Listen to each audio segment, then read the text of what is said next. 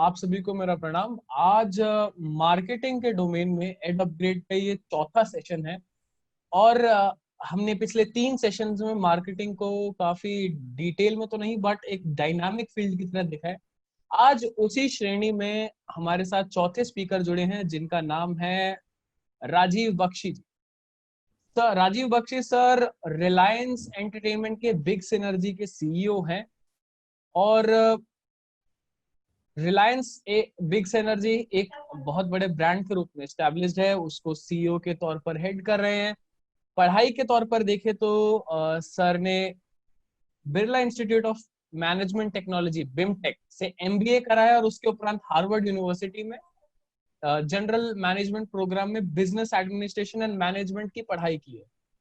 और साथ ही सर भी दिल्ली यूनिवर्सिटी से ताल्लुकात रखते हैं, शहीद भगत सिंह कॉलेज के स्टूडेंट रहे हैं अपने समय में।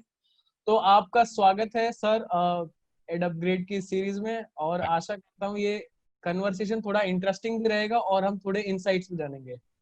तो राजीव सर, सबसे पहला क्वेश्चन तो हम हर एक अपने पैनलिस्ट से पूछते हैं कि आप दिल्ली विश्वविद्यालय में पढ़े, उसके बाद आप बिमटेक गए, फिर अब आप रिलायंस जैसे एक बड़े ब्रांड से एस्टैब्लिश है और वहाँ सीईओ के तौर पर से हेड करे। तो ये पूरा जर्नी कैसा रहा? मतलब एक डीयू में आया एक बच्चा आज सीईओ है, तो वो एक जर्नी के बारे में अगर आप हमें बताएं तो क्या रहेगा वो? देखिए, मेरी शुरू से जो इंटरेस्ट था, अगर मैं देखूं, जब मैं स्कूल में पढ़ता था 12वीं कक्षा में, और जब मैंने 12वीं पास करी और मैं कॉलेज में आया, तो मेरे एक्चुअली सबसे ज़्यादा रुचि पढ़ाने में थी। तो एक्चुअली मैं पढ़ाई की फील्ड में चला गया था। मैं बच्चों को पढ़ाने लग गया था, साथ साथ स्कूल करता था, साथ साथ कॉलेज करता था। एक तो जेब खर्च निकल जाता था, सच बात तो ये है, और दूसरा सीखने को बहुत मिलता था। क्योंकि मैंने ये देखा है कि अपने समय में जो हमने पढ़ा होता है वो सीखा नहीं होता। सीखने के दो तरीके हैं, या तो अपने वक्त के बाद फिर से पढ़िए उस चीज़ को, जिसको रिवीजन कहते हैं लाइफ में, जो बहुत कम लोग करते हैं, क्योंकि ईगो इतनी बड़ी होती है, कहते हैं ये तो हम पढ़ चुके हैं, अब फिर क्या पढ़ेंगे। और दूसरी सीखने का तरीका ये होता है आप किसी और को सिखाएं। तो जब किसी और को सिखाते हैं तो आपको सीखने का मौका मिलता है दुगना। तो मैंने अपने सेल्फिश मोटिव के लिए, सीखने के लिए और पैसा कमाने के लिए पढ़ाने का जरिया लिया। मुझे बहुत रुचि थी पढ़ाने में, आज भी है, मैं आज भी पढ़ाता हूँ। पर साथ ही साथ मैंने देखा कि मेरी जो इच्छा है, क्योंकि मेरे जो सवाल हैं और मेरी जो क्यूरोसिटी है, वो एक ह्यूमन साइकोलॉजी को लेके है कि what does a human need, what does a human want, और ह्यूमन की डिज़ायर क्या है। तो नीड, वांट, डिज़ायर बड़ी अलग चीज़ हो जाती हैं। नीड हम सबकी रोटी कपड़ा मकान है, और वांट और डिमांड हमारी थोड़ी ऊपर हो जाती हैं, और डिज़ायर तो हमारी उन चीज़ों के होते हैं जो हमारी इच्छा के, हमारे रीच के बाहर होती है, हमारे माध्यम के बाहर होती है। किसी का होता है आज डिज़ायर, आज चांद पे जाना चाहता है, कोई मार्स पे जाना चाहता है क्योंकि इलॉन मस्क ले जा रहे हैं। कोई आजकल सोच रहा है कि मैं वर्ल्ड टूर कर लूं, वो मेरी इच्छा है, डिज़ायर है। तो डिज़ायर थोड़े आगे हटके होता है। तो एक्चुअली देखें तो मार्केटिंग मेरा डिज़ायर था, मेरी नीड नहीं थी। मेरी नीड मेरा पढ़ाना था, और मेरी वांट थी मेरी ज़रूरतें, और मेरा डिज़ायर था कि मेरे को बड़ा करना है मार्केटिंग की फील्ड में। तो जर्नी थोड़ी इतनी स्मूथ नहीं होती है, पर अगर पीछे से देखें, जैसे कि आज खड़े होकर देखें, तो लगता है कि बिल्कुल प्लान थी। तो पहली चीज़ मैं बच्चों को बताना चाहता हूँ कि हर कोई सोचता है कि एक प्लान करियर बनता है, एक स्टेप 1, स्टेप 2, स्टेप 3, स्टेप 5 ऐसे होता है। हालांकि रियल जिंदगी में कई बार स्टेप 5 पहले होता है, फिर 1 होता है, फिर 4 होता है, फिर 10 होता है, फिर 9 होता है। आई थिंक काफी कम लोग ये समझते हैं या समझा पाते हैं, क्योंकि हर कोई सोचता है 1 2 3 4 ही चलती है गणित जिंदगी की। जिंदगी की गणित 1 2 3 4 नहीं चलती है। तो आप जहां खड़े हैं, जहां से मौका लगा, जहां से शुरू कर पा रहे हैं, आप वहां से शुरू करिए। और पर साथ ही साथ ये समझिए कि आपका गोल क्या है, आपका लक्ष्य क्या है। एक बार आपको अपना लक्ष्य पता है तो मेरे ख्याल से ये इस गणित से कोई लेना देना नहीं होगा। क्योंकि काफी लोग देखेंगे, जैसे हमारे स्कूल में हम देखते थे कि कई बच्चे 2 कक्षा जंप कर जाते थे। मैंने कभी नहीं करी, मेरे को कभी मौका नहीं लगा, पर मैं जानता हूँ 1 2 बच्चों ने करा है। जिंदगी में भी ऐसा ही होता है। मार्केटिंग में जब पकड़ेंगे, आप काफी कक्षाएं जंप करेंगे, सीधा स्टेप 1 से स्टेप 4 पहुंच जाएंगे कई बार। और कई बार ऐसा भी होता है, क्योंकि ये फील्ड ऐसी है, मार्केटिंग डायनेमिक फील्ड है, कि स्टेप 5 से स्टेप 3 में भी आ जाते हैं। सांप सीढ़ी का खेल नहीं है, उतना रिस्की नहीं है, पर मार्केटिंग ये जरूर है कि आपसे उम्मीद करता है 3-4 चीजों की। ये आपसे उम्मीद करता है कि आप पहले तो चौकस रहेंगे, अवेयर रहेंगे। दूसरा, आपसे उम्मीद करता है कि आप एक कॉन्शियस रखेंगे आपके अंदर की आवाज, क्योंकि सबसे पहले मार्केटर का क्या है, अपनी अंदर की आवाज बाहर निकालता है। मार्केटिंग कॉपिंग नहीं है, कंट्रोल ऑल्ट पेस्ट नहीं है। इसमें आपको खुद अपना, आपका इंडिविजुअल, आपका अपना जो विश्वास है, अपना जो बिलीफ है, अपना जो आपका स्टैंड पॉइंट है, वो आपको लाना पड़ता है। और आखिरकार आपको एक जिसको हम कहते हैं क्रिएटिविटी, वो होनी चाहिए, क्योंकि आइडिया सबके पास होता है, उसको एक रूप देना, उसको क्रिएटिव रूप देना, ये मार्केटर की एक विशेषता होती है। तो ये मैं ओपनिंग में ये कहना चाहूंगा कि रास्ता मेरा जो था, प्लान नहीं था, प्लानिंग होती गई क्योंकि मैं चलता रहा। तो मैं हर किसी से कहता हूँ, चलते रहिए, प्लानिंग होती रहेगी, पर गोल पे नजर रखिए और समय की चिंता ना करें। मैं बड़ा ग्रेटफुल हूँ कि मेरी जर्नी जल्दी कंप्लीट हो गई जहां मैं पहुंचना चाहता था। जरूरी नहीं है सब उसी दौर में उसी वक्त पे पहुंचेंगे। एक चीज कहते हैं, लक, लक जरूर प्ले करता है, पर एक चीज साथ में ये भी कहते हैं, जो ज्यादा परिश्रम करता है लक उसका अच्छा चमकता है। तो आप किस स्कूल में विश्वास रखते हैं वो आप पे है, लक पे या हार्ड वर्क पे, क्योंकि हार्ड वर्क वाला ही लकी पाया जाता है ज्यादा। तो मैं सेकंड वाले में हूँ। घर पे बैठ के लक पे विश्वास या लक पे उम्मीद करना मेरी शोभा नहीं है। मैं चाहता हूँ कि मैं हार्ड वर्क करूँ और जिंदगी भर करता रहा हूँ। मेरे साथी में जो थे वो भी बड़ा हार्ड वर्क करते हैं, और हार्ड वर्क के हिसाब से ही आगे बढ़े। डीयू एक इतनी जबरदस्त और कमाल की यूनिवर्सिटी है कि यहाँ पर आपको एक तो मिलते हैं भिन्न भिन्न तरीके के लोग। देखिए, मार्केटर का सबसे पहला जॉब क्या होता है, लोगों को समझना और लोगों की भिन्न भिन्न आदतों को समझना, उनके रूप को समझना, उनके पॉइंट ऑफ व्यू को समझना। मार्केटर जब ये समझ जाता है कि हर आदमी अलग है, तो वो समझ जाता है कि हर आदमी को बोलने के लिए, समझाने के लिए आपको अलग अलग भाषा का, रूप का यूज करना पड़ेगा। दिल्ली यूनिवर्सिटी में क्या फायदा है, क्या खूबी क्या है, कि यहाँ सारे विश्व से, खासकर हिंदुस्तान से तो हर जगह से लोग पढ़ने आते हैं। तो जब पूरा भारत हिंदू दिल्ली यूनिवर्सिटी में पढ़ता, तो आपको पूरे भारत की एक ज्ञान सागर खुल जाता है आपका। आपके साथ बंगाल से लोग पढ़ रहे हैं, बिहार से पढ़ रहे हैं, उत्तर प्रदेश से पढ़ रहे हैं, छत्तीसगढ़ से पढ़ रहे हैं, तमिलनाडु से पढ़ रहे हैं। तो आपकी जो जानकारी दुनिया की होती है अपनी, अदरवाइज क्या होता है, जब स्कूल से आप निकलते हैं, आप बिल्कुल एक छोटे से, आप अपने ककून में होते हैं। आपकी सीमा दारा इतना होती है कि मेरे को इतना पता है कि ये 4x4 का किलोमीटर का एरिया कैसा है, यहाँ लोग कैसे रहते हैं। कई लोग होते हैं उनको 10x10 का दायरा पता होगा, पर ये देश बहुत बड़ा है। वो जानने के लिए आपको रेल सेवा में बैठ के बहुत चक्कर लगाने पड़ते हैं। वो स्कूल लाइफ में बच्चों को मिलता नहीं है, पर कॉलेज में मौके लगते हैं। तो मेरे ख्याल से सबसे बड़ा मार्केटिंग ग्राउंड अगर हम माने तो कॉलेज निकलता है बच्चे का। यहाँ पर आप देश के बारे में जानते हैं, लोगों के बारे में जानते हैं, और खासकर अपने बारे में समझ जाते हैं। तो आपने जैसे कहा कि सबसे बड़ा एक जो लर्निंग बेस था वो कॉलेज था, तो कहीं ना कहीं मैं इससे अंदाजा लगा सकता हूँ कि आपका कॉलेज जो लाइफ थी वो भी काफी इंटरेस्टिंग रही होगी, क्योंकि यहाँ पर सारे जो श्रोता है वो अभी कॉलेज के ही स्टूडेंट है। तो आपकी कॉलेज लाइफ कैसी थी? जैसे हाँ, ये बड़ा जरूरी है बताना मेरे को, क्योंकि काफी बच्चे जो सुन रहे हैं वो, उनकी, उनके परिवार, उनके माँ बाप वो अलग तरीके से सोचते हैं। वक्त अलग है। मैं ये नहीं कह रहा हूँ मेरा जो है मॉडल वो बड़ा परफेक्ट है या ऐसे करिए, पर जितना समय मैंने कॉलेज में क्लासेस के अंदर लगाया, तकरीबन उतना या उससे थोड़ा ज्यादा बाहर लगाया। मेरे को बाहर ज्यादा रुचि थी, कम अंदर क्लास में थी, क्योंकि मुझे लगता था क्लास में है वो तो किताब में हो, मैं पढ़ ही लूंगा अपने समय पर।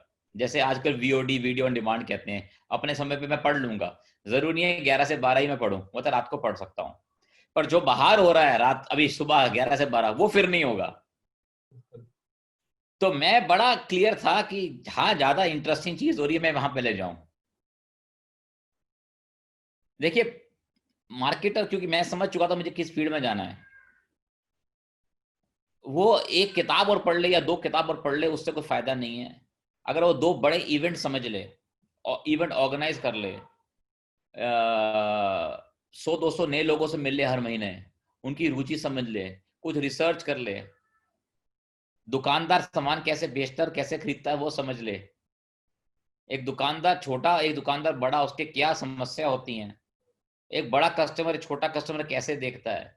ये अगर आप जिंदगी में, मैं ये नहीं कह रहा जबरदस्ती ट्राई करें, आप कागज किताब लेके खड़े रहें कहीं किताबों दुकानों के बाहर, जब आप खुद बाहर जाएंगे, देखेंगे, मौके ढूंढेंगे दूध खरीदने के, दही खरीदने के, छोटा पैकेट शैम्पू लेने के, तो आपको समझ आएगा कि हो कर रहा है, दुनिया जा कहां रही है। और कई बार आप जब खरीदेंगे तो आप घर आएंगे, समझेंगे ये तो मैं खरीदने गया नहीं था, ये खरीद कैसे लिया। तो ये जो तजुर्बा है कि इसमें आप खुद ही बन गए हैं, तो आप समझें कि ये चल क्या रहा है दुनिया में। और यही असली मार्केटिंग है। मार्केटिंग मार्केट में होती है। मार्केटिंग किताबों में नहीं हो सकती, ना घरों में हो सकती है, ना दफ्तरों में हो सकती है। ज्यादातर लोग समझते हैं मार्केटिंग घरों में या ऑफिसों में होती है। असली मार्केटिंग वाले जो हैं, जो बड़े फेमस हुए हैं, जिनका नाम हुआ है, जो आज काम कर रहे हैं वो बड़े पोजीशन पे, वो बाहर ज्यादा रहते हैं बनिस्बत अपने कमरों में या आप दफ्तरों में या ऑफिसों में या मीटिंग में। तो मैं तो शुरू से ही इसमें रुचि रखता था। मेरा सबसे पहला इंटरैक्शन मार्केटिंग से उस समय हुआ जब हिंदुस्तान में मंडल कमीशन आया था। तो उसमें क्या हुआ था कि दिवाली का वक्त था और बहुत कम दिवाली मेले हो रहे थे, क्योंकि काफी आंदोलन चल रहा था मंडल कमीशन को लेकर दिल्ली में। काफी स्टूडेंट ने बड़ी मेहनत करी, कईयों ने जान भी दी। तो अब हमारा दो इंटरेस्ट थे, एक हमारा कॉन्शियस था, वो कहता था कि स्टूडेंट ग्रुप को सपोर्ट किया जाए, और दूसरी हमारी नीड थी या डिमांड थी या वांट मान लीजिए, वो थी कि यार थोड़ा पैसों का बंदोबस्त हो जाए। कोई मेला ऑर्गेनाइज होता है तो 2-4 रुपए बच जाते हैं, वो आगे काम आएंगे कुछ खरीदारी में, चाहे अपनी या किसी और की। तो हमने रिस्क उठाई कि हम एक मेला ऑर्गेनाइज करेंगे। मेरे ख्याल से मैं 11वीं या 12वीं में था। तो हमने कहा मेला ऑर्गेनाइज करेंगे जी दिल्ली में एक जगह पे। हमने ऑर्गेनाइज किया। अब दोनों तरफ से ऑपोजिशन आ गई। इधर वाले कहते हैं कि आप बंद करें, इधर वाले कहते हैं आप करें। तो हमने क्या निकाला रास्ता, मेरे ख्याल से मेरा पहला मार्केटिंग सक्सेस यही था कि मेला तो हम लगाएंगे, पर उसमें 2 स्टॉल हम देंगे मंडल कमीशन को जो प्रोटेस्ट कर रहे हैं उनको, कि वो अपनी बात कर सकें। तो इधर से लोग आएंगे अपना मनोरंजन करने, परिवार से खेलने, दिवाली बनाने, और इधर 2 स्टॉल में हैं बड़े लोग जो बताना चाहते हैं लोगों को कि ये गलत हो रहा है या सही हो रहा है, और नतीजा लोग खुद बनाएंगे। बिकॉज इवेंचुअली मैंने ये सोचा था, डिसीजन, आखिरी डिसीजन कंज्यूमर का खुद होता लाइफ में। तो हमने दोनों को एक साथ इकट्ठा कर दिया पीसफुल तरीके से, आज के न्यूज चैनल के तरीके से नहीं, पीसफुल तरीके से, कि आप सब आए। वो वक्त भी अलग था, दौर भी अलग था। तो वो मेरा पहला मार्केटिंग सक्सेस था, जिसमें मैंने देखा कि मेरे सारे कस्टमर खुश गए, मेरे क्लाइंट भी खुश गए, जिन्होंने स्टॉल लिया था वो भी खुश गए, जो प्रोटेस्ट कर रहे थे वो भी खुश गए, क्योंकि सबकी बात आई। और आखिरकार मैं और मेरे संगठन में लोग थे वो बड़े खुश रहे, क्योंकि हमारे 2 रुपए बन गए। तो ये काफी मतलब राजनीतिक और एकदम डायनामिक ही मैं कहूंगा। ये आप काफी इंटरेस्टिंग किस्सा है। मुझको तो पक्का लग रहा है कि सुनने वालों को भी काफी अच्छा लगेगा। पर ये तो एक आपने बताया पहला आपका इंटरेक्शन मार्केटिंग में, एक मेला लगाना, वो भी इतने मतलब मैं कहूंगा कि टर्मोइल टाइम में, बहुत क्योंकि ज्यादा।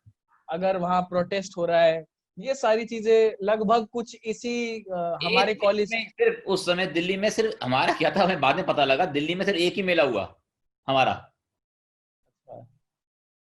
और साथ में पुलिस भी थी हमारी सुविधा के लिए। बहुत ये सिचुएशनल एडवांटेज कुछ रहा कि पर एक प्लानिंग के लिए भी। सर, ये तो आपका एक इंटरेक्शन था। आपने कहा आप कॉलेज में क्लासों से ज्यादा बाहर समय मतलब अपना लगा रहे थे। तो जो ये बाहर समय जा रहा था, इसमें क्या आप सिर्फ लोगों से इंटरेक्ट कर रहे थे या कुछ और ऐसी स्किल्स थी? जैसे कॉलेज में थिएटर सोसाइटी होती है, डिबेट सोसाइटियां होती है, मार्केटिंग क्लब्स होते हैं, एंटरप्रेन्योरशिप सेल्स होते हैं। तो आप क्या यहाँ पर भी एक्टिव थे या फिर आप मतलब वन मैन आर्मी की तरह कि सब मैं अपनी मैं समझ बना रहा बताता हूँ? हूँ आपको शुभम जी, इसमें 2-3 चीजें हैं। पहली बात तो हमारे मार्केटिंग में या एडवर्टाइजिंग में कहा जाता है कि 50% एडवर्टाइजिंग या मार्केटिंग वेस्ट जाती है। 50% मार्केटिंग एडवर्टाइजिंग वेस्ट जाती है, पर यह कहना मुश्किल है कौन सी 50%, तो करनी 100 पड़ती है। तो यही है वक्त लगाने का बाहर। आपको लगाना तो पूरा पड़ता है, पर सारी मीटिंग या सारी कमिटीज वो इतनी फ्रूटफुल नहीं होती हैं, पर आपको लगाना पूरा पड़ेगा। अगर हर कोई चमत्कारी होता कि मैं वही 50 लगाऊंगा जिससे मेरे को रिटर्न आना है, तो फिर सवाल तो किताबों के इतने होते नहीं, इतनी सी किताब होती, सब वही सवाल पढ़कर चले जाते। पढ़ना तो पूरा पड़ता है, तो मार्केटिंग में करना तो पूरा पड़ता है आपको। बिल्कुल। और आपने कहा एंटरप्रेन्योर, मार्केटिंग कमिटी, मैं आपको बताऊं जब हम पढ़ते थे कॉलेज में, मैं बात कर रहा हूँ 96 की, ये एंटरप्रेन्योर वर्ड तो खास यूज होता नहीं था, बहुत ही बड़ा वर्ड था। तो ऐसी कोई कमेटी या समिति होती नहीं थी। हद से हद छोटे छोटे क्लब होते थे, डिबेट क्लब। पर एक बहुत ही कमाल की चीज होती थी कॉलेज में, जो आज भी होती है, और आपके बिहार में बहुत फेमस भी है ये चीज कॉलेज में, जिसे हम कहते हैं इलेक्शंस। मेरा बड़ा इंटरेस्ट था इलेक्शंस में शुरू से।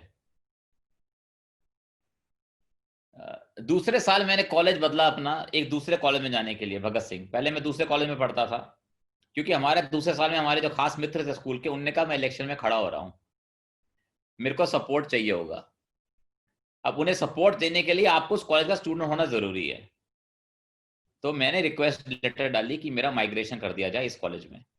तो मैंने अपना पुराना कॉलेज फर्स्ट ईयर के बाद नया कॉलेज में ज्वाइन कर लिया।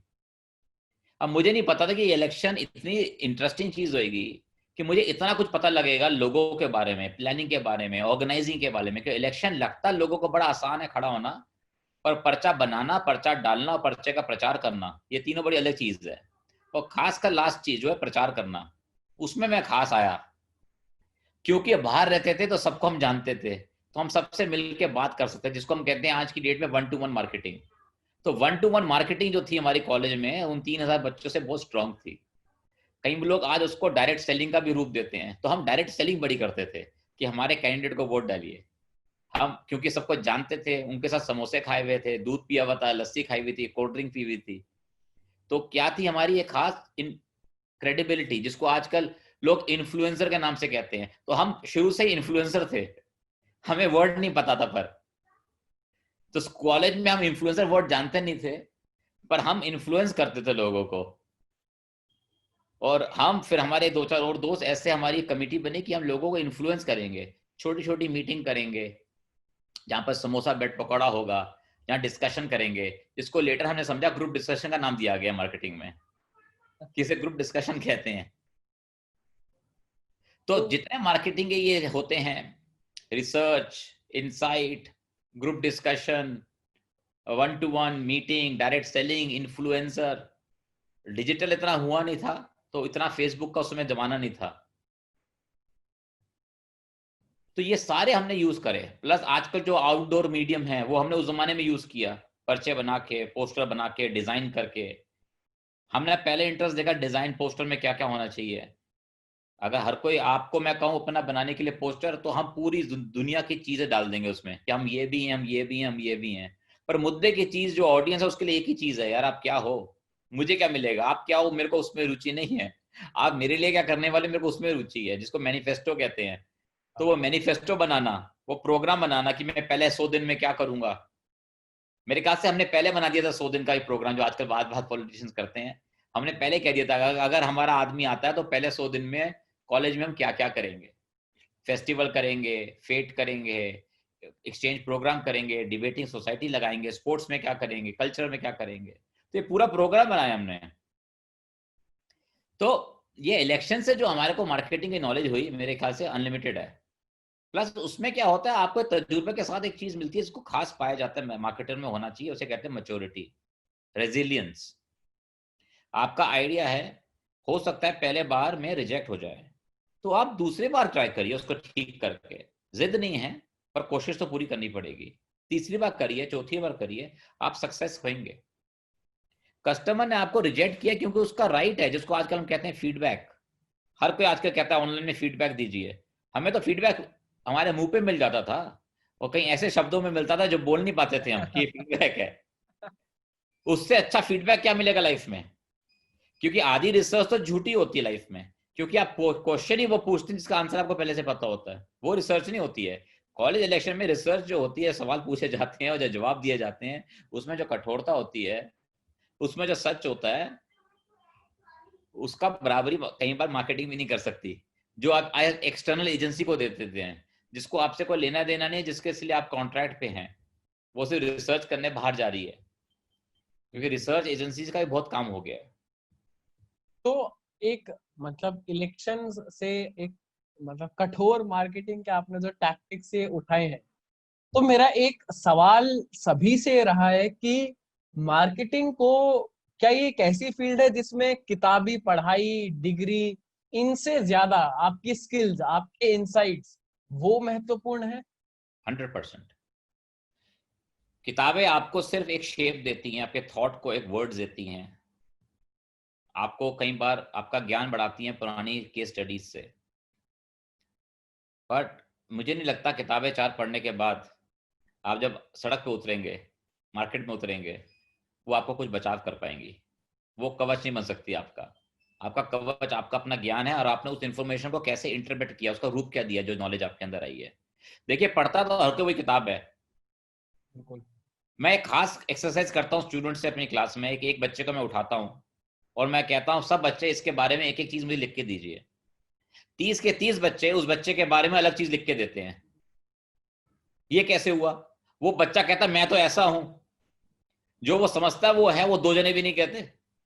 बाकी 28 बच्चे अलग कुछ कहते हैं। तो अगर वो बच्चा ब्रांड है, तो हर कोई उस ब्रांड के बारे में अलग सोचता है, यानी कि उसकी कम्युनिकेशन प्रॉब्लम रही है।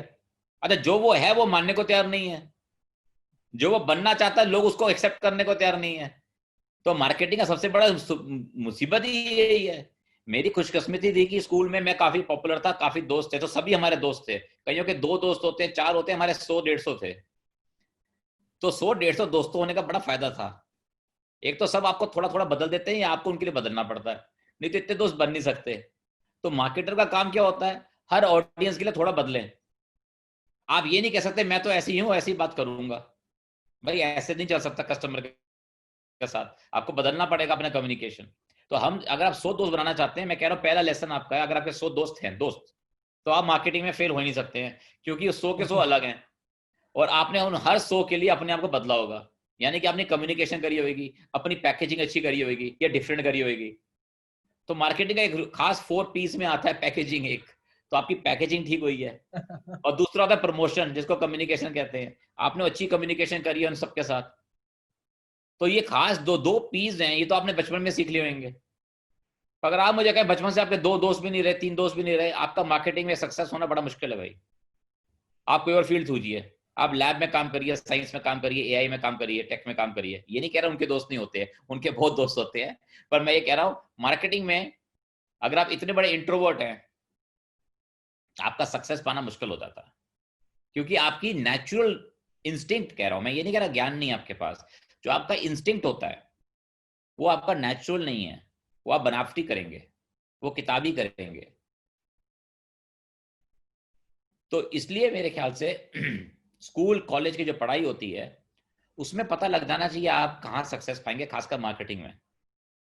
बिल्कुल। तो ये एक आपने कहा कि एक पर्सनल पैकेजिंग और एक पर्सनल ब्रांड, ये आज के टाइम पर बहुत रेलिवेंट है, क्योंकि लिंक्डइन जैसे प्लेटफॉर्म, फेसबुक पर भी अगर आप जॉब सर्च करने जाएं, तो हर कोई ग्रोथ हैकर सबसे पहले कहता है पर्सनल ब्रांड। और एक मार्केटियर के लिए जब उसे एक पूरा बड़ा ब्रांड पब्लिसाइज करना है, उससे पहले उसका एक पर्सनल ब्रांड होना चाहिए। तो इस पर आपके क्या इंसाइट्स है कि एक इंसान, एक स्टूडेंट अपना पर्सनल ब्रांड, अपने आप को कैसा ग्रूम कर सकता है, क्या स्किल्स वो गेन कर सकता है, और एक जो बात करते हैं पर्सनल ब्रांड बनाने की, वो कैसे किया जा सकता है? देखिए, आजकल क्या है, ये आजकल ये जार्गन्स और वर्ड्स पर काफी यूज हो गए हैं। हमारे जमाने में हम नेचुरली करते थे, आजकल लोग पर्सनल ब्रांड, ग्रोथ हैकिंग और ऐसे ऐसे वर्ड्स यूज करते हैं।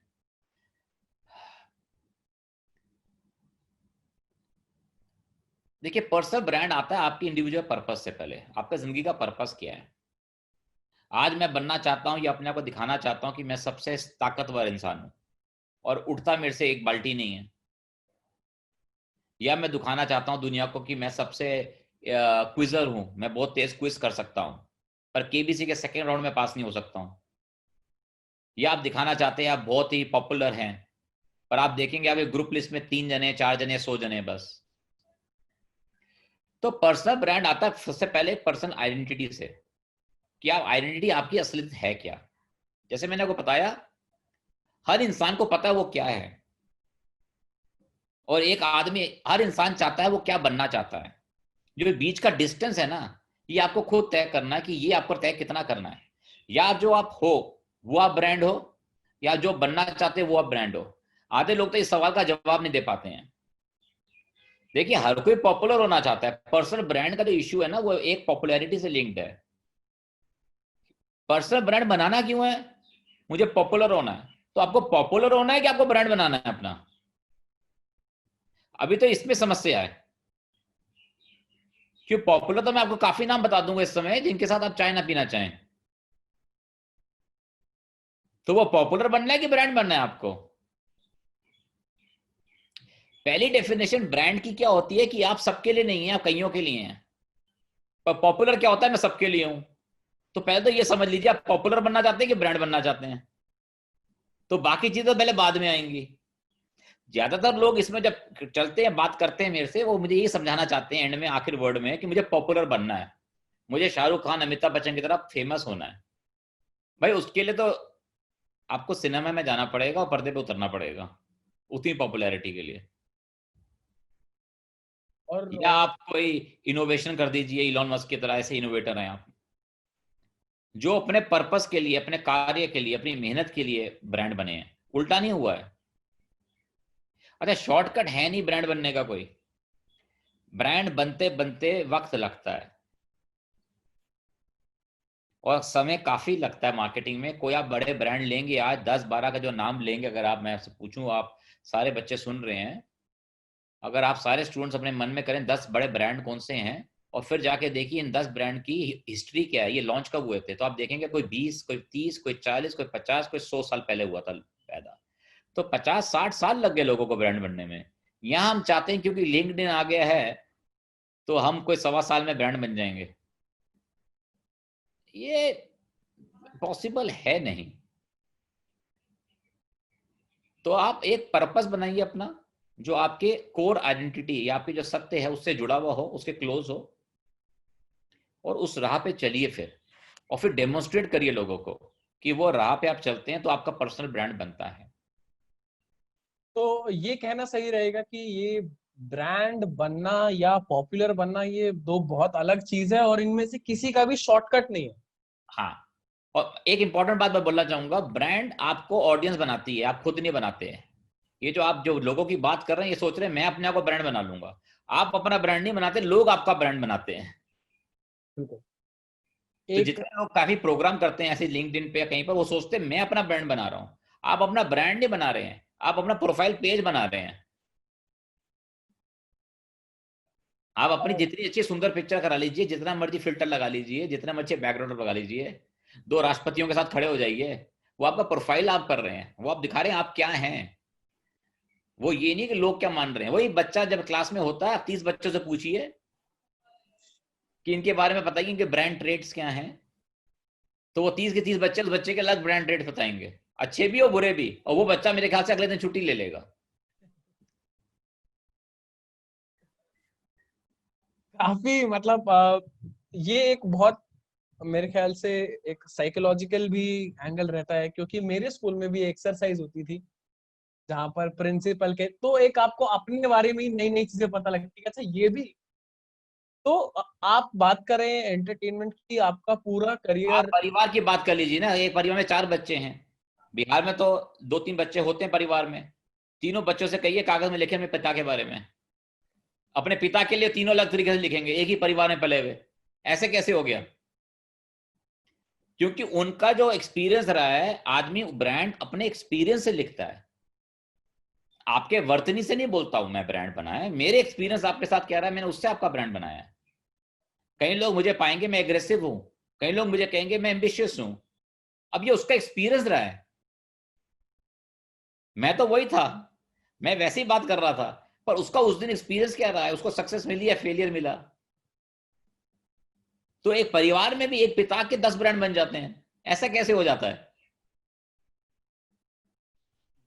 ये एक एक्सपीरियंस, मतलब जैसे आपने कहा कि क्या आपका एक्सपीरियंस रहा है, वो भी एक काफी कंट्रीब्यूटिंग फैक्टर है। इसको नाम दिया गया आजकल एक्सपीरियंस इन मार्केटिंग, तो नाम बहुत आगे हैं। फंडा सेम है, नाम थोड़ी जार्गन, इंडस्ट्री को थोड़ा जार्गन पसंद है, बिल्कुल। क्योंकि एक्सपर्ट एक वो है ना, एक्सपर्ट लगना चाहिए कि अगर मैं सिंपल बोलूं देखिए, जब मैं हर। हार्वर्ड में पढ़ा, हार्वर्ड बिजनेस स्कूल में, मेरे ख्याल से हर रोज हमारे प्रोफेसर हमारे सारे जार्गन तोड़ देते थे। हम गलती से भी कोई वर्ड बोल जाते थे जो थोड़ा सा जार्गनिंग होता था, वो ऐसा उसको तोड़ते थे। तो जितना मेरे ख्याल से आप काम करेंगे नॉलेजेबल लोगों के साथ, वो जार्गन को तोड़ देंगे। जार्गन की कोई कीमत नहीं है। जार्गन क्या होता है? कवच होता है, क्योंकि आपको पता नहीं तो आपने जार्गन यूज कर लिया। तो हार्वर्ड बिजनेस स्कूल में सारे जार्गन की तोड़ मोड़ हो जाती है। वो कहते हैं सरल भाषा में बताइए। जब आप घर जाएंगे, जिससे आप नजदीक हैं, जिसको आप प्यार करते हैं, क्या ये उसको आप समझा पाएंगे सरल भाषा में? अगर समझा पाएंगे तो आप समझ गए, नहीं तो आप कहानी कर रहे हैं। तो मार्केटर जब भी कुछ पढ़ता है, आज क्लास में जो पढ़ेंगे आपके स्टूडेंट, अगर वो घर जाके पढ़ा सकते हैं तो वो सही समझे हैं, क्योंकि जार्गन से कोई समझने नहीं वाला घर में। और कस्टमर भी ऐसा ही होता है। कस्टमर क्या होता है? ही इज नॉट इंटरेस्टेड, वो आप में, उसको कोई आप में इंटरेस्ट नहीं है, नहीं तो आपको ढूंढ लेता। वो आपके प्रोडक्ट के बारे में जानता नहीं है, नहीं तो वो खरीद लेता। उसको पता नहीं काम मिलता नहीं तो वो वहां पहुंच जाता। कस्टमर क्या है? ये तो आपको लगता है कि आपको ये एयर प्यूरिफायर बेचना है, ये वाटर प्यूरिफायर बेचना है, पर कहाँ बेचना है, किसको बेचना है, कैसे बेचना है, किस बहाने से बेचना है, उसको क्यों जरूरत पड़ेगी, वो कैसे खरीदेगा, उसको पैसे की सुविधा कैसे होगी, बिजली कितनी लगेगी, मेंटेनेंस क्या होगी, इसका एएमसी क्या लगेगा, महीने का खर्चा कितना है, साल का खर्चा कितना है, ये तो आपके हाथ में बताना। तो इतना ज्यादा कम्युनिकेशन करना है छोटे प्रोडक्ट के लिए। आपका सिस्टम कैसे बैठेगा, डिस्ट्रीब्यूशन का, कितनी दुकानों में मिलेगा, कौन सी दुकान कस्टमर के नजदीक है, कौन सी दुकान कस्टमर के दूर है, उस कस्टमर दुकान वाले को आप क्या पैकेज देंगे, क्या स्कीम देंगे, 10 में 1 फ्री या 25% डिस्काउंट, दिवाली पे आप क्या करेंगे इस प्रोडक्ट के बारे में, एक एड बनाएंगे तो उस एड में क्या क्या लिखेंगे प्रोडक्ट के बारे में, ब्रांड एम्बेसडर लेंगे तो किसको लेंगे, वो क्या सजेस्ट करता है, ठीक बात, वो ब्रांड एम्बेसडर कंट्रोवर्सी में तो नहीं आने वाला, उसकी इमेज क्या है, क्या उसकी इमेज इतनी साफ है जैसे आपके प्रोडक्ट के पानी की है कि मैं साफ पानी देता हूं, पर आपने एम्बेसडर लगा दिया, ब्रांड एम्बेसडर, जैसे खुद की इमेज साफ नहीं है। तो ये बड़ा एक कॉम्प्लिकेटेड मैटर है मार्केटिंग, जो किताब बता नहीं सकती, क्योंकि आपको एंटिसिपेट करना है। देखिए, सबसे बड़ी चीज मार्केटिंग की क्या होती है जो कोई समझता नहीं है, पर भारत वाले बड़े शानदार होने चाहिए इस चीज में, इसको कहते हैं एंटिसिपेट, कि आगे क्या होने वाला है आपको उम्मीद होनी चाहिए, और ये हुआ तो मैं ये करूंगा, ये हुआ तो ये करूंगा। देखिए, भारत की सड़कें आपको एक चीज सिखा देती हैं कि आगे गड्ढा आ सकता है, आगे गाय आ सकती है, आगे चक्का जैम हो सकता है, ये हो सकता है, तो तैयार रहिए आप। ये मेरे ख्याल से भारत के हमारे जो स्टूडेंट्स हैं, इनकी खास मेंटल फिटनेस इतनी तेज क्यों है बाहर वालों से? क्योंकि हम तैयार रहते हैं 1 2 3 सिनारियोज के लिए, सिर्फ एक सिनारियो के लिए नहीं। यहां नहीं हो तो क्या करूंगा, यहां गया तो क्या करूंगा। ये जीपीएस तो अभी आया है, हम तो बिना जीपीएस वाले इंसान हैं। जीपीएस चाहिए किसको? हम तो पूछ पाछ के पहुंच जाएंगे, और रास्ते में 2 लोगों से मिल भी लेंगे, कुछ सीख भी लेंगे, शायद खा भी लेंगे। बिल्कुल। जीपीएस तो बहुत इम्पर्सनल चीज है। हाँ। कोई लोग मुझसे पूछते हैं आप क्या पसंद करते हो सबसे ज्यादा, मैं कहा मैं सबसे ज्यादा पसंद करता हूँ किसी शहर में जाके गुम जाना। जब तक गुमोगे नहीं, कुछ सीखोगे नहीं। तो अगर मार्केटर को कुछ सीखना है तो आप दूसरे शहर में जाइए, 200-300 रुपए लेके, और गुम जाइए उन सड़कों पे, उन गलियों में, और देखिए आप कहाँ निकलते हैं बाहर और कैसे निकलते हैं बाहर। वो आपका सक्सेस होगा, सीखने का तजुर्बा होगा। तो मार्केटिंग कोर्स में मेरे ख्याल से हर महीने एक तो 1 हफ्ते के लिए बाहर जाना चाहिए। हर महीने, हमारे यहाँ क्या होता है साल में 2 महीने 1 महीना, वो नहीं, हर महीने 1 हफ्ते बाहर जाओ। घूमने के लिए। असली सिखाई तो बाहर है भाई, हाँ। वो फ्री है, हाँ। उसकी फीस भी नहीं है। चांदनी चौक की गलियां काफी कंफ्यूजिंग है। सर तो आप बहुत सरल भाषा में और बहुत कैंडिड, मैं कहूँ तो एक मजाक के तौर पर बहुत इंपॉर्टेंट चीजें बता रहे हैं। जैसे एक ये स्किल है कि गुम जाना, एंटिसिपेशन, तैयार रहना, रेजिलियंस जिसकी बात होती है कि आपको पता होना चाहिए कि कोई एक रास्ता नहीं है, हो सकता मल्टीपल रास्ते हो। सर आपका जो पूरा करियर रहा है वो जितना मतलब आपने डिस्कवरी के साथ भी काम किया, अब आप रिलायंस में भी एंटरटेनमेंट सेक्शन में ही है। तो ये जो एंटरटेनमेंट इंडस्ट्री है बहुत रेवोल्यूशन है। कोविड से पहले थिएटर में फिल्में लॉन्च होती थी, अब कोविड के बाद बड़ी बड़ी फिल्में ऑनलाइन स्ट्रीमिंग प्लेटफॉर्म्स पर लॉन्च हो रही है। तो ये जो एक फील्ड है जिसमें आपने इतने साल काम करा है वो कैसे बदली है, और क्या मांगती है वो फील्ड, क्या स्किल्स के तौर पर या एक पैकेज के तौर पर? देखिए, पहले तो मैंने एंटरटेनमेंट इंडस्ट्री क्यों चुना, क्योंकि एंटरटेनमेंट इंडस्ट्री, देखिए मैं ऐसी जगह काम करना चाहता था जो करोड़ों लोगों के साथ जुड़ती है। एंटरटेनमेंट एक ऐसी चीज है जो हर रोज करोड़ों लोग देखते हैं। मैंने टीवी चैनल ज्वाइन किया डिस्कवरी। मैंने उस जमाने में डिस्कवरी ज्वाइन किया जब डिस्कवरी चैनल सिर्फ अंग्रेजी में आता था, और मेरे ख्याल से सिर्फ दिल्ली या बंबई में देखा जाता था। तो जब मैं पहुंचा, मैंने डेटा देखा, तो मैं बड़ा शौक में आ गया कि डिस्कवरी चैनल है, इतना बड़ा नाम है, हर कोई जानता है देश में, पर देखता कोई नहीं है। ये क्या चक्कर है? तो हमारे बॉस थे, उन्होंने हमें समझाया कि डिस्कवरी बेटा इज लाइक सोयाबीन, सबको पता खाने के लिए अच्छा, खाता कोई नहीं है। तो मैंने कहा ये तो कमाल की चीज है। हम माँ बाप से पूछते थे कि ये डिस्कवरी आप देखते हैं? कहते नहीं, हमारा बच्चा देखता है। हम बच्चे से पूछते थे, वो बच्चा कहता मैं तो कार्टून चैनल देखता हूं। तो हमने कहा ये देखता कौन है फिर? कोई सच ना बोले। और आप पूछे क्वेश्चन की डिस्कवरी आप जानते हैं, सबके हम जानते हैं।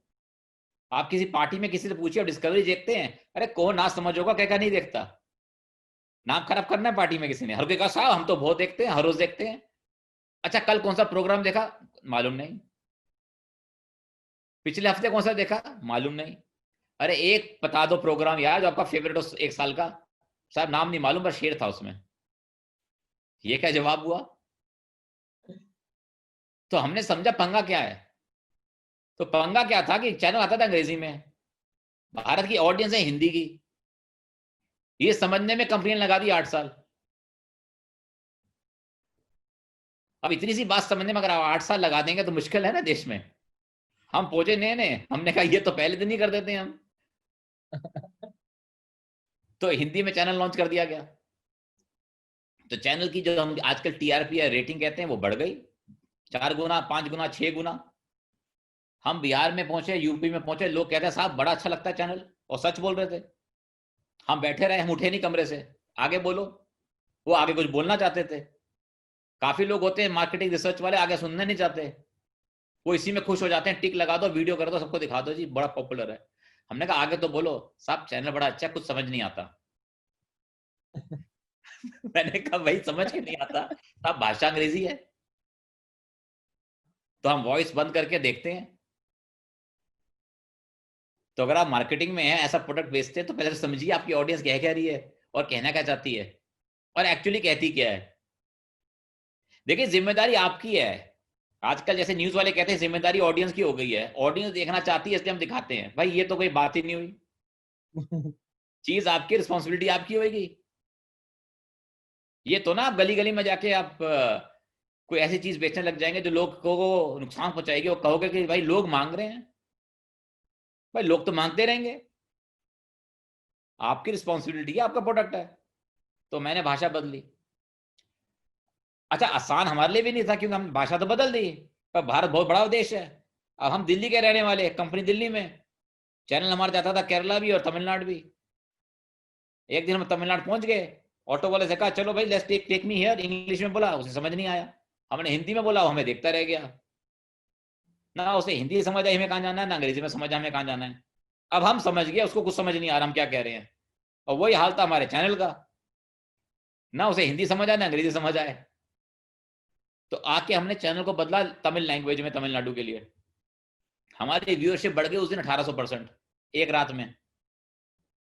इतनी डिमांड थी, पर हम हल्के से मंद बुद्धि, समझ ही नहीं पा रहे।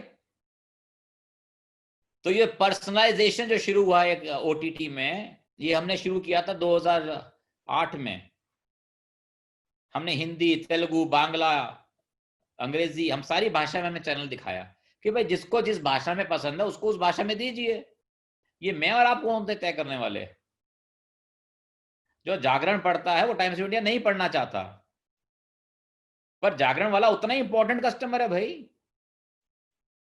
तो हिंदुस्तान लीवर जागरण में भी अपना प्रचार करता है और टाइम्स ऑफ इंडिया में भी करता है।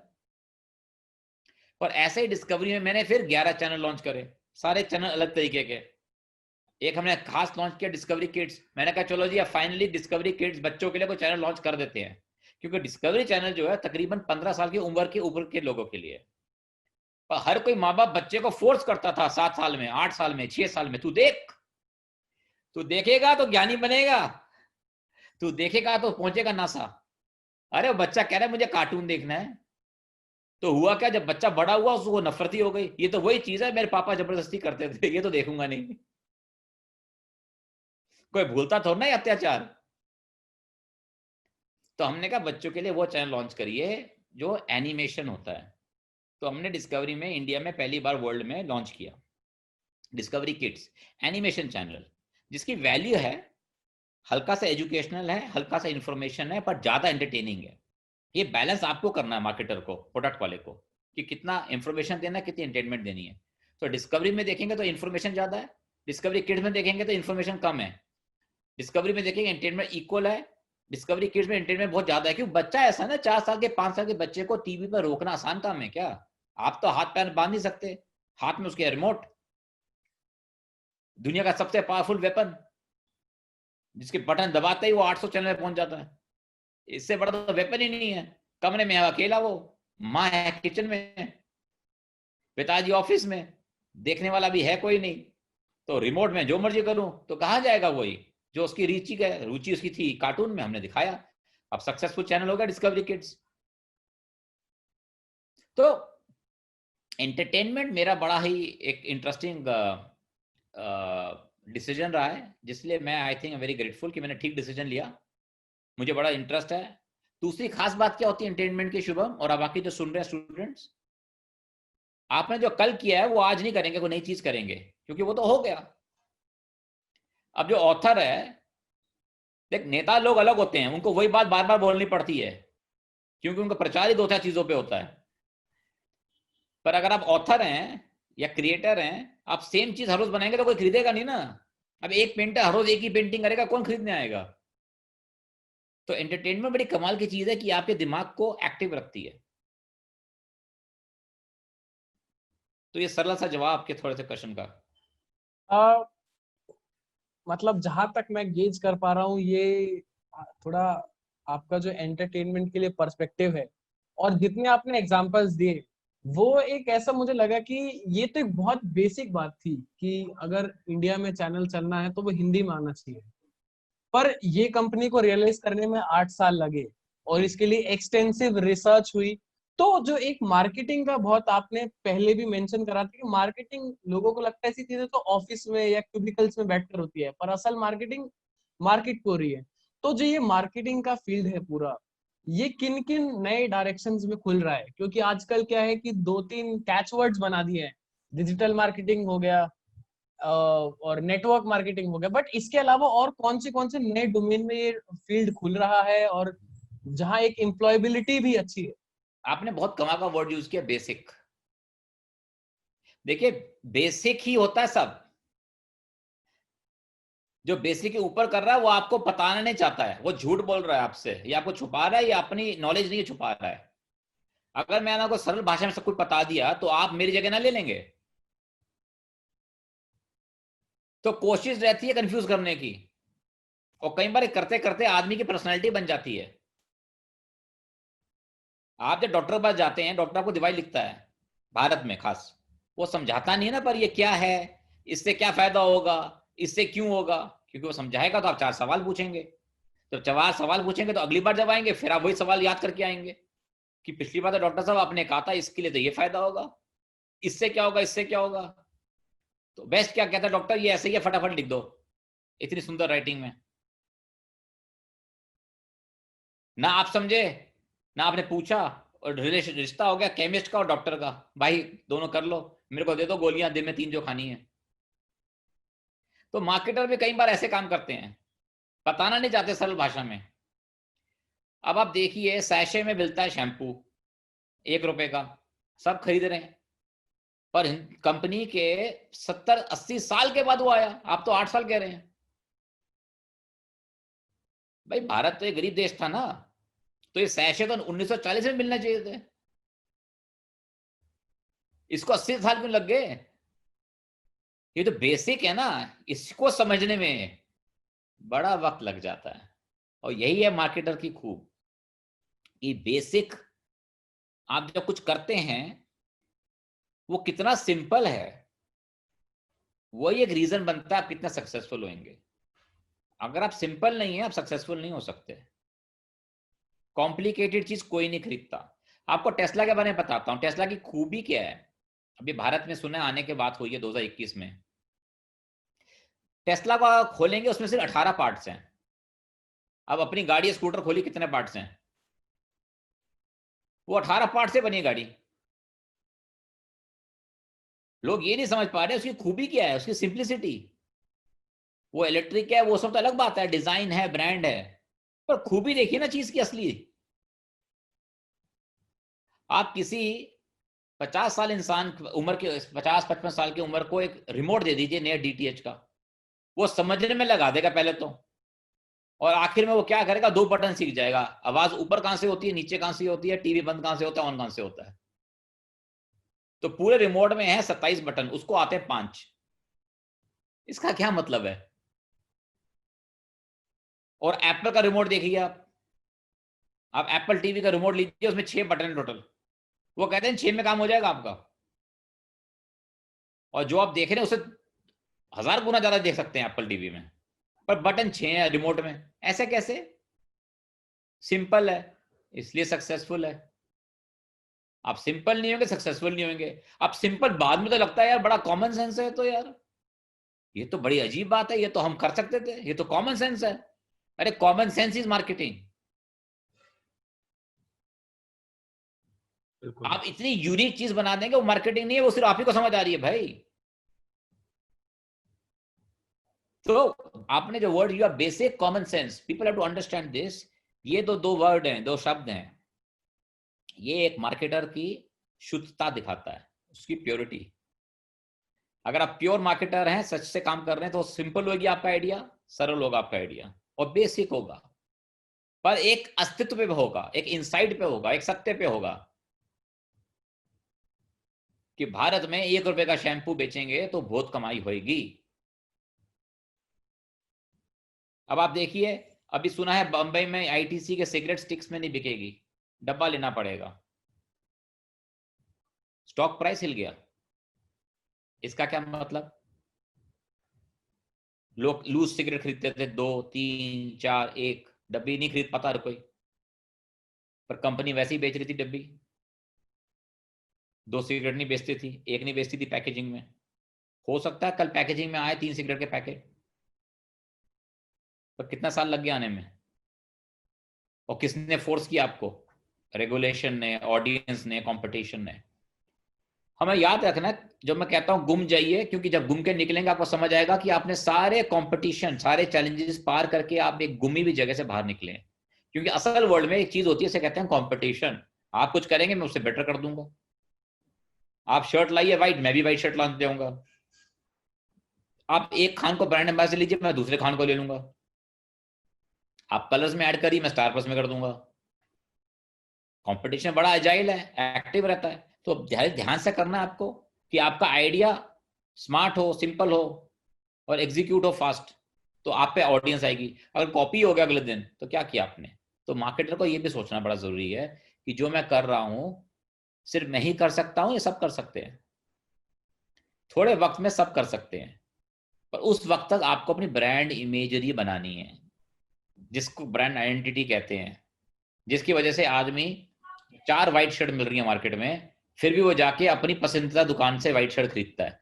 व्हाइट शर्ट तो व्हाइट शर्ट है, हर दुकान में मिलती है, तो आप एक ही दुकान से एक ही ब्रांड क्यों खरीदने जाके? कोई रीजन होगा ना, उसे ब्रांड कहते हैं। कपड़ा भी सेम है। हिंदुस्तान में आधे फ्रिज एक ही फैक्ट्री में बनते हैं, कंपटीशन के भी। एक ही आदमी एक ही मैन्युफैक्चरिंग प्लांट में सारे फ्रिज बन रहे हैं, कम से 2 या 3 ब्रांड बड़े बड़े। वो कैसे? 2 या 3 टीवी ब्रांड एक ही कंपनी में बना रहे हैं, पर सबका ब्रांड अलग है, लोगो अलग है, क्योंकि उनका एक्सपीरियंस बेटर रहा। घर पे लगाने कैसे आए, डिलीवरी कैसे करी, प्राइस क्या था, प्रमोशन क्या थी, साथ में मिक्सी मिली नहीं मिली, आफ्टर सेल कैसी रही, वगैरह वगैरह। ये सब मार्केटिंग का रूप हो जाता है। अदरवाइज तो हम सब कुछ कर सकते हैं। बिल्कुल सर। अब तक मार्केटिंग में जो स्किल्स की बात की गई है, जैसे डिजिटल मार्केटिंग में ब्लूप्रिंट सर्टिफिकेशन है फेसबुक का, गूगल एडवर्ड्स है, गूगल एनालिटिक्स है, और एआई एमएल से भी नए नए इंसाइट्स आ रहे हैं इस फील्ड में। बट जहां तक मैं आपकी बातों को समझ पा रहा हूँ, एक जो एसेंशियल चीज लग रही है वो एक थॉट प्रोसेस है, कि आपका थॉट सिंपल हो और क्या सोल्यूशन है। तो इस थॉट प्रोसेस को सीखने के लिए, खैर थॉट प्रोसेस सीखा नहीं जाता, वो एक प्रोसेस है डेवलपमेंट का अपने आप में ही, बट एक ऐसा इंक्लिनेशन के लिए क्या स्किल्स हैं या क्या नई चीजें हैं? इसमें मुझे ध्यान आता है डिजाइन थिंकिंग आजकल एक बहुत जी। पॉपुलर एक कोर्स है या फिर एक स्किल है। तो इसमें आपके क्या इंसाइट्स हैं कि ऐसी क्या स्किल्स हैं या कोई रास्ते हैं जिनसे कि हम थोड़ा इंक्लाइंड रहे बेहतर तरीके से सॉल्यूशंस खोजने में? तो उस पर आप देखिए, एक क्या तो ना राय? डिजिटल बहुत ही कमाल की चीज आई है, पर डिजिटल में 2 चीजें हैं। एक है टूल्स और एक है मार्केटिंग। हम काफी बार टूल्स जो आपको देते हैं हम उसको मार्केटिंग समझ लेते हैं, वो सिर्फ टूल्स हैं। जैसे आउटडोर एक टूल था, आउटडोर मार्केटिंग नहीं है ना, अब बाहर मार्केटिंग नहीं है। टीवी में ऐड करना इज अ टूल। अब उसमें आप कहाँ कहेंगे, किसको कहेंगे, किस चैनल पे कहेंगे, किस समय कहेंगे, कितने लोगों को कहेंगे।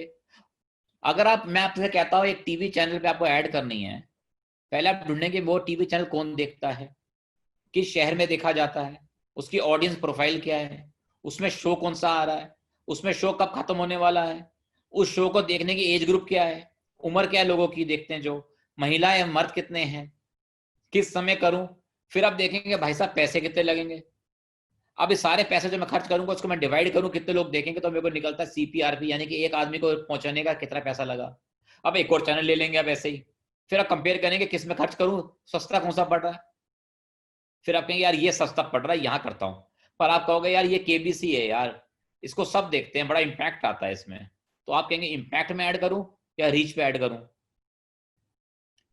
ये कॉम्प्लिकेशन लेयर्स शुरू से थी।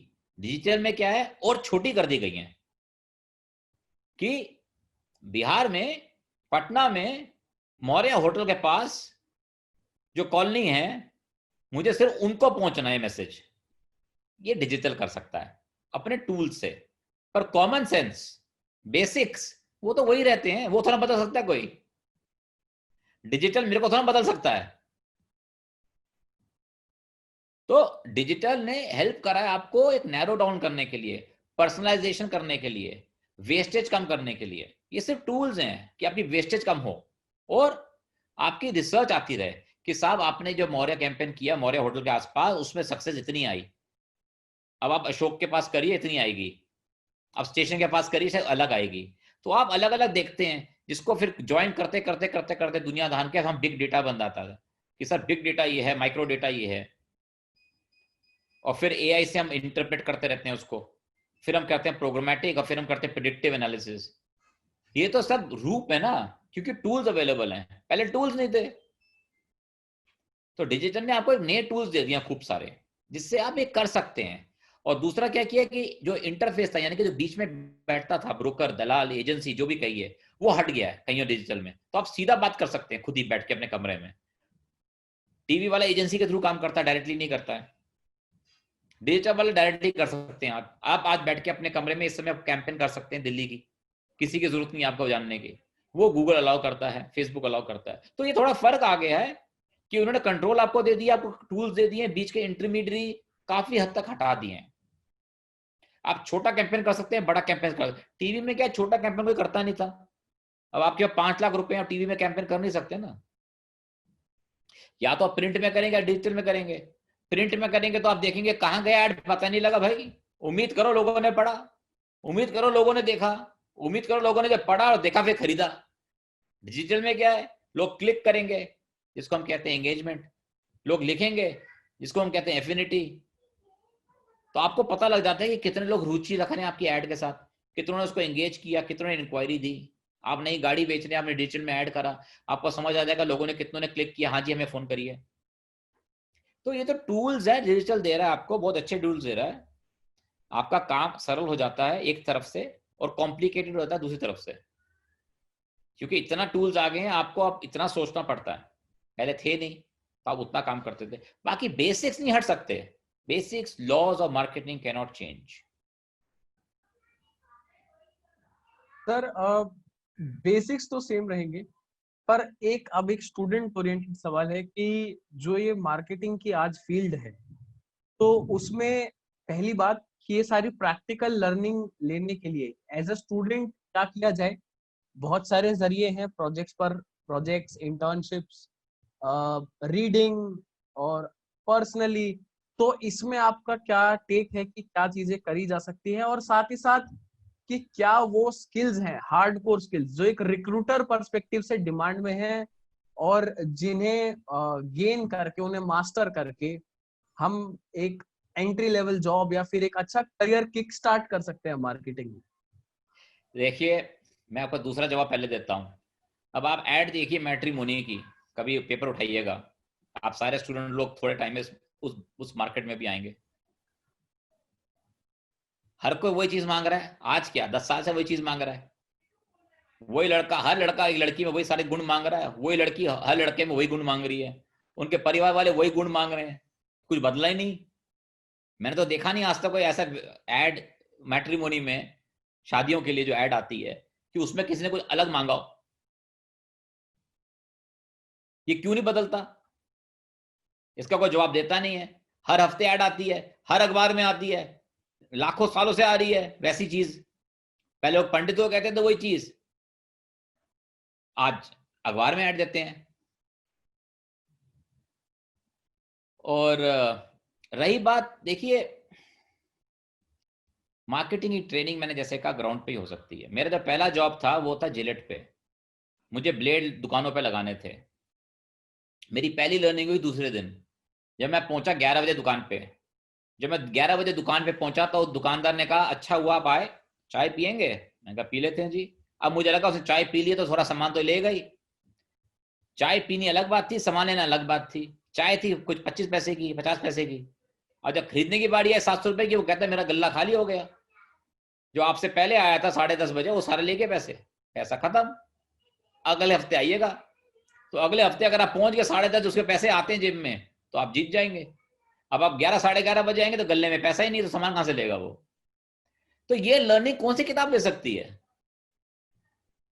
मुझे नहीं लगता ऐसी कोई किताब है। ये तो आपको सड़क पे उतर के ही आएगी। हमने मोबाइल बेचने थे, फोन इंटेक्स पे।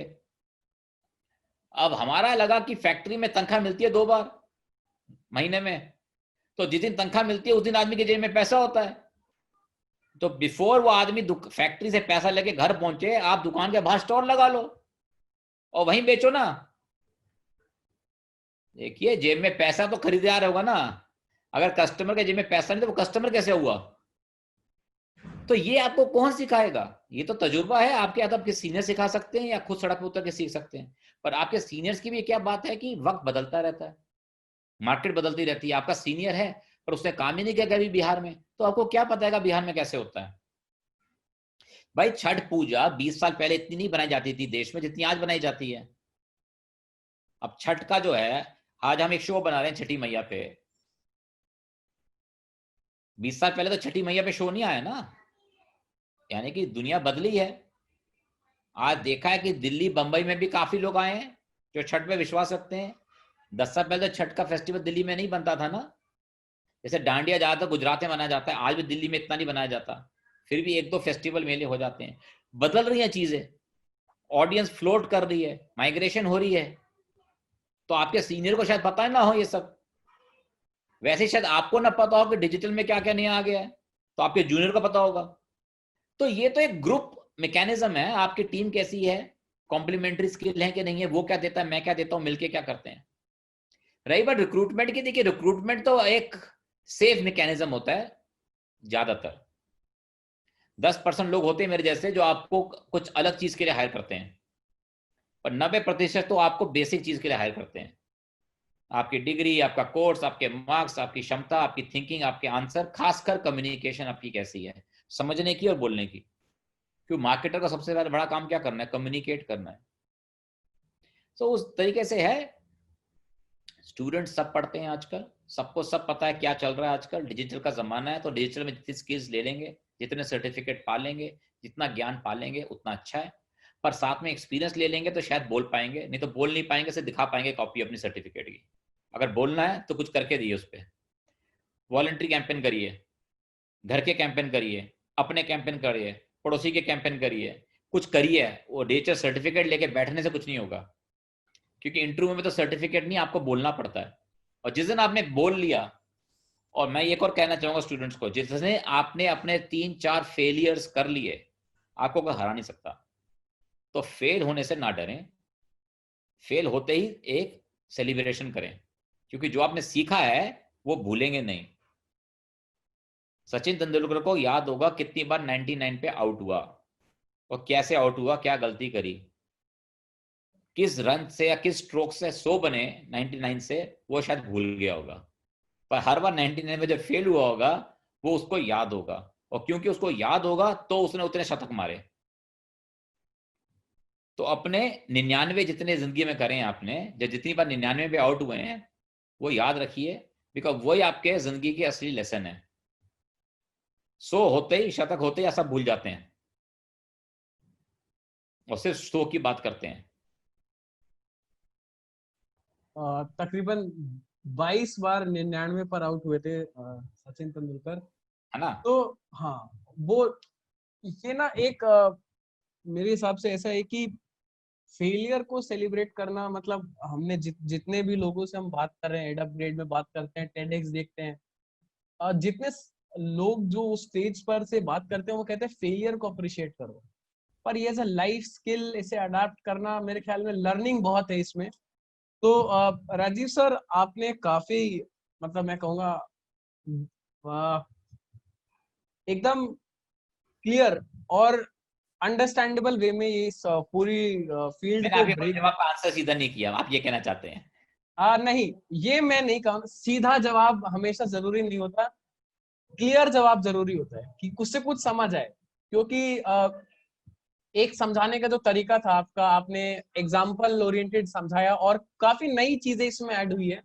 मेरा एक फाइनल क्वेश्चन है आपसे कि अब तक आपने बताया कि फेलियर को अप्रिशिएट करना चाहिए, तो आपके जो करियर ट्रेजेक्टरी थी, अब आप एक सीईओ हैं और वेल इस्टेब्लिश्ड अगर कहें तो, जैसा जो समाज देख रहा है, आपके क्या फेलियर रहे और उनसे आपको कोई ऐसी, एक मैं कहूँ गुरु मंत्र, मैं हर एक अपने पैनलिस्ट से पूछते कि वो क्या गुरु मंत्र आया जो आज जरूरी है एक स्टूडेंट के लिए सुनना, समझना और उस पर अमल करना। देखिए, सबसे पहले मैं आपको दूसरा जवाब दे दूं दूसरे सवाल का। सबसे पहले आप अपने आप को समझिए, और अपना कन्विक्शन यानी कि अपना ट्रुथ जो है उस पर कन्विंस रहिए। आदमी का फेलियर, खासकर मेरा भी जब भी आया होगा, जब मैं अपने कदम पे या तो पूरा उतरा नहीं, या मैं अपने साथ साथियों को जोड़ नहीं पाया। आपके दो तरीके से फेलियर होते हैं कॉर्पोरेट वर्ल्ड में। या तो आपका आइडिया इतना स्ट्रांग था नहीं क्योंकि आप कन्विंस नहीं थे, या किसी और का आइडिया था, आपने उसको बोरो किया, जिसको मैं कहता हूं अभिमन्यु सिंड्रोम। या आपने बाकी लोगों को उसके साथ जोड़ा नहीं। अकेले काम नहीं होता कॉर्पोरेट में, आपको कोलैबोरेशन चाहिए, सबका साथ चाहिए। तो अगर मैं कहूं मेरे कहां फेलियर हुएंगे, मेरे ख्याल से खासकर मेरे फेलियर हुएंगे, मैं कोलैबोरेट नहीं कर पाया हूंगा लोगों के साथ, या अपनी बात उन तक पहुंचा नहीं पाया हूंगा। कई बार क्या होता है, कोई बड़ी खास बात है, क्योंकि आप लोग काम करने जाएंगे जल्दी, सबसे पहले मार्केटिंग आपको अपनी कंपनी में करनी है, बाहर बाद होगी। क्योंकि अगर आपने मार्केटिंग का काम किया है और आपका प्रोडक्शन वाला आपसे सहमत नहीं है, आपका क्वालिटी वाला आपसे सहमत नहीं है, आपका पैकेजिंग वाला आपसे सहमत नहीं है, आपका सेल्स वाला आपसे सहमत नहीं है, आपका फाइनेंस वाला आपसे सहमत नहीं है, पैसा मिलेगा नहीं, वेंडर आएंगे नहीं, पेमेंट होगी नहीं, क्वालिटी ठीक होगी नहीं, पैकेजिंग टाइम पे नहीं होगी, और डिस्ट्रीब्यूशन नहीं होगा, तो बेचोगे कैसे? आइडिया तो फेल होना ही था। तो आपको पहले इंटरनली कोलैबोरेट करना है, इंटरनली सेल करना है, इंटरनली मार्केट करना है। दूसरा एक आखिरी चीज कहना चाहूंगा, लोग काफी समझते हैं सेल और मार्केटिंग है अलग चीजें दोनों, पर मैं अपने तजुर्बे से कहूंगा मेरा एक फेलियर रहा है कि मैं और सक्सेसफुल हो सकता था अगर मैं सेल और करी होती। पहले पहले सेल करिए फिर मार्केटिंग होगा। मेरी जिंदगी में क्योंकि हमारा वक्त अलग का दौर अलग था, हमने अलग अलग चीजें करी हैं, आधा वक्त बाहर निकाला है सड़कों पे लोगों से बात करके, तो हमारी सेलिंग स्किल बेटर थी। शायद इसलिए हमें मार्केटिंग में सक्सेस मिली। अगर कोई मेरे से पूछे क्यों मिली, क्योंकि हमारी सेलिंग स्किल बेटर थी।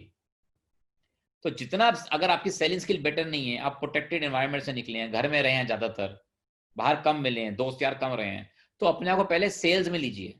पहले सेल्स करिए 2-4 साल, समझिए, फिर मार्केटिंग करिए। क्योंकि जब आपको पता नहीं मार्केट दिखती कैसी है, शेप क्या मार्केट का, रूप क्या है, दुकानदार कितने हैं, दुकानदार के गले में पैसे कितने होते हैं, वो बात कैसे करता है, वो डिस्प्ले कैसे करता है, दुकान में जगह कितनी लगाने की, नई कैंपा खोला, जगह ही नहीं है तो कैसे करेगा कोई, आपको क्या फ्रिज बनाना है उसके लिए, उसको क्या सुविधा देनी है, उसका बोर्ड कैसा बनाना है, जब आपको मालूम ही नहीं है तो आप घर में बैठे क्या बोलेंगे, एसी में गलत ही बोलेंगे और फेल ही होंगे। इसलिए काफी ऑर्गेनाइजेशन में सेल्स बहुत भारी पड़ती है मार्केटिंग पे, क्योंकि गलती मार्केटिंग वाले की है, वो इतना सड़क पे जाता नहीं है या उसने सेल्स नहीं करी पहले। पर जिन कंपनी में जिसने सेल्स खूब करी है और मार्केटिंग का रोल आज कर रहा है, वहां मार्केटिंग वाला ही डिसाइड करता है ज्यादातर चीजें क्या करनी है। तो ये एक बहुत बार बात है कि सेल मार्केटिंग को समझना, और अगर इस सेशन से मैं कहूँ आपने काफी अच्छे से बहुत इम्पोर्टेंट बातें हाईलाइट करी है। फिर चाहे वो एक लर्निंग एटीट्यूड हो, एक एक्सपीरियंशियली अपने आप करके सीखो और अपने ट्रुथ को जानो, तो ये सारी चीजें मुझे लगता है एक काफी अच्छा इंसाइट आपकी तरफ से आया। और मुझे पर्सनली बहुत मैं कहूँ कि मजा आया है सुनने में, समझने में कि मार्केटिंग जैसी एक चीज है, मार्केट जो एक इतना डायनामिक फील्ड है, उसको ऐसे प्रिंसिपल से समझना और उसे खोल करके प्रेजेंट करना, उसके लिए मैं आपका शुक्रगुजार हूँ। अब मैं संजय सर से अनुरोध करूंगा कि वह ये सेशन एक वोट ऑफ थैंक्स के साथ कंक्लूड करें। हाय हाय राजीव जी, हाउ आर यू? संजय कैसे हैं आप? बस बढ़िया। बहुत बहुत मजा आया आपकी पूरी कहानी, जर्नी और इतने मालूम सारे ही नहीं आप सुन रहे हैं यार, हैं। आप तो छुपे हुए थे, मुझे मालूम नहीं था आप छुपे हुए मैं चुप के सुन रहा था और इट वाज वेरी इंटरेस्टिंग। आपके जो एक्सपीरियंसेस 11th 12th से जो आपने क्रैक डाउन करना शुरू किया, and it's being continued, so it thank is an amazing journey. And I am sure that जितने भी बच्चे आगे इस वीडियो को सुनेंगे, हम लोग सब इसको वाइडली सर्कुलेट कर रहे हैं वीडियो को रिकॉर्ड करके, तो बहुत सारे यंगस्टर्स को इंस्पिरेशन मिलेगा यू। और फायदा होगा, और ये समझने में कि किताब से बाहर की दुनिया कितनी इम्पोर्टेंट है, क्लासरूम से बाहर की दुनिया कितनी इम्पोर्टेंट है। आई थिंक जितने भी सक्सेस स्टोरीज हम लोग सुनते हैं, देखते हैं, उसमें ये चीजें बहुत निकल के आती हैं, और आपने भी इस बात को बहुत ही स्ट्रांगली रखा है। So and thanks for your time, you know it's very valuable. I understand Sunday को आपने ये टाइम दिया, सो वी रियली अप्रिशिएट। हमारे जैसे कैंपेन कि के मैंने लिए कहा, मेरा पहला प्यार टीचिंग था। नहीं, आपने कहा भी था जब मैंने अप्रोच किया था आपको कि एनीथिंग फॉर यंगस्टर्स, तो मुझे बहुत ही अच्छा लगा। और मुझे नहीं पता था कि आप बिहार के बारे में इतना कुछ जानते हैं, may be because of movies and नहीं, डिस्कवरी के कारण मैं काफी आया हूँ बिहार साहब। या, तो बहुत बहुत अच्छा लगा सब कुछ सुन के। फिर हम लोग will continue the discussion, and whenever we need your help and any time. we need to consult you, we will definitely get back to you, because we want to scale up this program in a different ways, so that कि बहुत सारे youngsters जो छोटे छोटे town में है ना। आपने जो कहा ना कि बहुत बड़ी बात आपने कही कि शैम्पू को शैसे में आने में इतना साल क्यों लग गया। आप यही सोचिए कि मोबाइल के चार्जेस कम होने में इतने साल क्यों लग गए, है ना। बिल्कुल। क्योंकि दो बैटरी वाला फोन आने में इतना टाइम लगा क्यों, जब पता है देश में बिजली नहीं होती। भाई तो मतलब बहुत सारी चीजें हैं जिसपे कि जो कि मार्केट और मतलब कंज्यूमर और प्रोडक्ट के बीच में बहुत डिफरेंस पैदा करके रखता है। तो नॉलेज भी एक बहुत बड़ा मैं प्रोडक्ट तो नहीं कहूंगा, लेकिन एक ऐसा ऐसा चीज है, नॉलेज एक ऐसी टेरिटरी है जो सब तक पहुंचनी चाहिए, सबके पास होना चाहिए। इसलिए हम लोग ये ज्ञान दान का आंदोलन इसको कह रहे हैं कि जो Excellent. ज्ञान राजीव जी के पास है वो बिहार के छोटे शहर के और गांव के बच्चों के पास क्यों नहीं पहुंचे। तो यही माध्यम हम बनने की कोशिश कर रहे हैं। तो इसमें हमें लगता है कि यही तरीका है, और भी तरीके बहुत हो सकते हैं जिस पे हम लोग एक्सप्लोर कर रहे हैं कि छोटे छोटे जगहों पे इन नॉलेज को, इन नॉलेज फॉर्म्स को छोटे छोटे तरीके से हम कैसे सब तक पहुंचा सके, सबके पास पहुंचा सके, है ना। तो बहुत शुक्रिया, और बहुत बहुत अच्छा लगा आप। Thank you Sanjay. Shubham, thank you. हाँ, बहुत अच्छा लगा शुभम से बात करके। And yes, very good moderation. Shubham के मैं सीधे जवाब नहीं दे पाया 2-4 क्वेश्चन के, नहीं नहीं, तो it was very but thank you for making a lovely Sunday. Thank you so much all sir. The best for your future endeavours. Thank you. Thank you sir, thank you.